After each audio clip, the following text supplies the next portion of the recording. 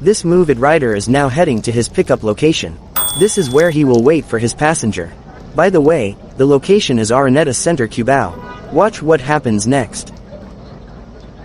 Papalapit na talaga ang Pasko mga ka-homeboys. Ramdam mo na talaga ang dami ng mga booking tuwing gabi at dami ng tao sa mga pasyalan. Kaya lang sa sobrang tagal, pinas-forward ko na. Yan kasi linyahan kasi ng mga pasahero. Palabas na kuya, pababa na kuya, nasa elevator na kuya. Ayun, lumabas na nga. Lumabas na nga si Manong Guard.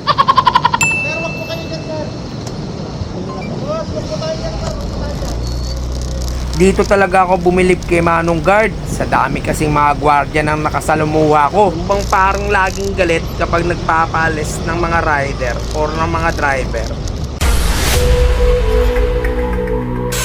Cautions, rider.